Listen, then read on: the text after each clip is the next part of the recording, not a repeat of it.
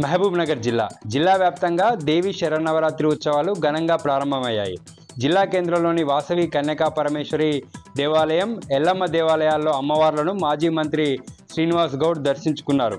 శరన్నవరాత్రి ఉత్సవాల సందర్భంగా ఆయన ప్రత్యేక పూజలు నిర్వహించారు. తెలంగాణ ప్రజలపై అమ్మవార్ల ఆశీస్సులుండాలని మాజీ మంత్రి శ్రీనివాస్ గౌడ్ అన్నారు. జోగులాంబ గద్వాల జిల్లా అలంపూర్ 5వ శక్తిపీఠం జోగులాంబ ఆలయంలో దేవి శరన్నవరాత్రి ఉత్సవాలు ఘనంగా ప్రారంభమయ్యాయి.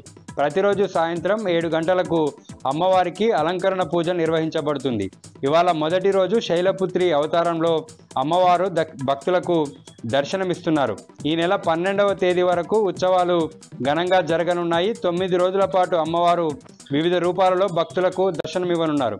చివరి రోజు దసరా రోజు తుంగభద్ర నదిలో తెప్పోత్సవంతో ఈ ఉత్సవాలు ముగుస్తాయి.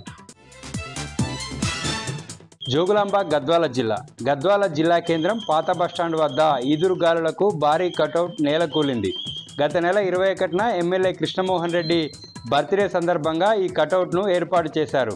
అయితే అక్కడే కూర్చున్నటువంటి మహిళపై ఈ భారీ కటౌట్ పడడంతో ఆమెకు గాయాలయ్యాయి. ఆమెను 108లో చికిత్స నిమిత్తం ఆసుపత్రికి తరలించారు. అయితే ఎమ్మెల్యే బర్త్డే అయిపోయి 12 రోజులైనప్పటికీ కూడా మున్సిపాలిటీ వాళ్ళు ఆ ఫ్లెక్సీ తొలగించకపోవడం వల్లనే ప్రమాదం జరిగిందని స్థానికులు అంటున్నారు.